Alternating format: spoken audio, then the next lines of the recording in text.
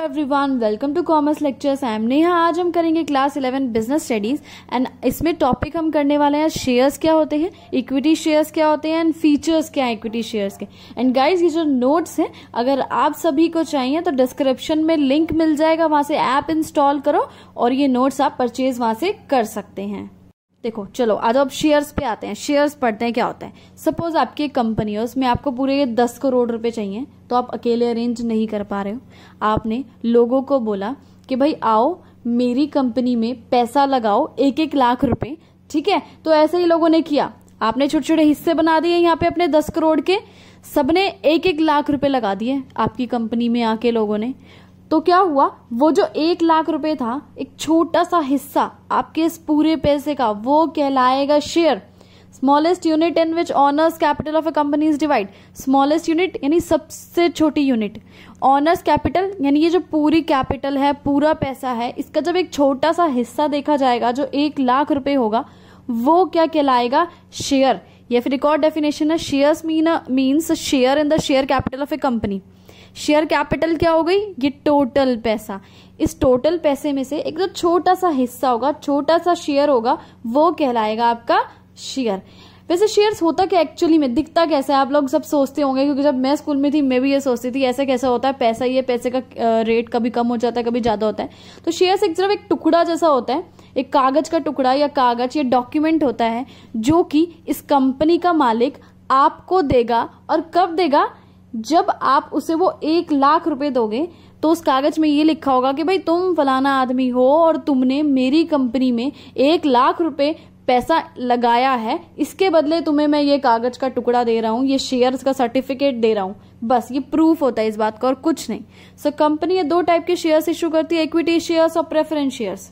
सबसे पहले पढ़ते हैं इक्विटी शेयर्स क्या होते हैं, जिन्हें की ऑर्डिनरी शेयर्स भी कहा जाता है। It is a security issued under honours fund capital. Honours fund मतलब ऑनर यानी मालिक, मालिक का ही पैसा होता है। जो इक्विटी शेयर्स होते हैं वो मालिक का ही पैसा होता है, ठीक है, कंपनी के ऑनर्स का पैसा होता है। Important source of raising long term capital, यानी इक्विटी शेयर्स के थ्रू हम लंबे समय के लिए पैसा अरेंज करते हैं। यानी अगर हमें बहुत ज्यादा अमाउंट में पैसा चाहिए और बहुत लंबे समय के लिए चाहिए तो हम इक्विटी शेयर्स इश्यू कर देंगे, जिसे लोग खरीद लेंगे और हमें पैसा दे देंगे।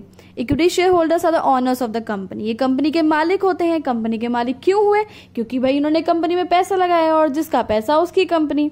And they have right to vote, और उनके पास वोट करने का अधिकार भी होता है जिनके पास इक्विटी शेयर्स होते हैं। And participate in the management of the company, यानी कंपनी के जो एक्टिविटीज होती है उनमें इन्हें बोलने का हक, ठीक है, डिसीजंस लेने का हक होता है। किनके पास, जिनके पास इक्विटी शेयर्स होते हैं। और इनको शेयर्स के बदले डिविडेंड, जैसे कि कैपिटल के बदले इंटरेस्ट मिलता है ना, ऐसे ही अगर हम किसी कंपनी के शेयर्स खरीद लेते हैं ना, उसके बदले कंपनी हमें डिविडेंड देती है, ठीक है। जैसे कि ब्याज जैसा कुछ मान लो, तो हमें डिविडेंड देगी। और ये कंपनी उनको डिविडेंड कब देती है, जब वो सारे क्रेडिटर्स का, सब लोगों का पैसा चुका देती है ना, तो जो पैसा बच जाता है तब कंपनी इन लोगों को क्या देती है, डिविडेंड देती है। फीचर्स देखते हैं क्या इक्विटी शेयर्स के। प्राइमरी रिस्क बियर्स, प्राइमरी मतलब सबसे पहले रिस्क कौन झेलता है कंपनी का, इक्विटी शेयर होल्डर्स रिस्क झेलते हैं। कंपनी को अगर घाटा होता है तो यही लोग जो है लॉस या रिस्क झेलते हैं। क्यों झेलते हैं, उसका एक रीजन है, क्योंकि पहले पेमेंट किसको दिया जाता है, क्रेडिटर्स को, यानी जितने भी उधार वाले लोग होते हैं, लेन देन वाले लोग होते हैं, उनको पैसा चुकाया जाएगा। बाद में जब पैसा बच जाएगा तब इन इक्विटी शेयर्स वाले लोगों को पैसा मिलता है। सेकंड पॉइंट देखते हैं। Second point is claim over residual income. Residual यानी लेफ्ट ओवर, बची हुई इनकम के बाद इनको पैसा मिलता है।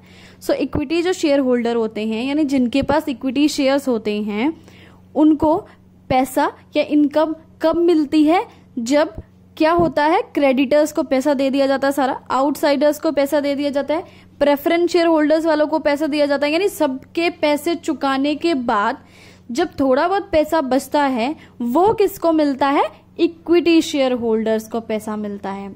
नेक्स्ट पॉइंट देखते हैं, बेसिस फॉर लोन्स, यानी अगर किसी कंपनी में इक्विटी शेयर कैपिटल है, काफी मतलब पैसा है जो इक्विटी शेयर्स के थ्रू हमने लाया है, तो उस कंपनी को लोन भी आसानी से मिल जाता है, ठीक है, आगे देखते हैं क्या लिखा। Equity share capital increases the confidence of creditors, यानी जो क्रेडिटर्स होते हैं, जो लोग हमें उधार में सामान देते हैं, उनका भी कॉन्फिडेंस बढ़ता है। हाँ भाई, हम इस कंपनी को उधार में पैसा दे सकते हैं या कुछ भी उधार में दे सकते हैं। क्यों? क्योंकि इनके पास इक्विटी शेयर कैपिटल है। इक्विटी शेयर कैपिटल एकदम बहुत बड़ी चीज होती है। क्यों? क्योंकि ये पैसा हमें वापस नहीं करना है, ये हमारा ही तो है।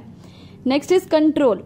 अब जो इक्विटी शेयर होल्डर्स होते हैं, यानी जिन लोगों के पास इक्विटी शेयर्स होते हैं, they have control over activities of company, यानी कंपनी पर उनका ही राज होता है, वही सारी एक्टिविटीज देखते हैं।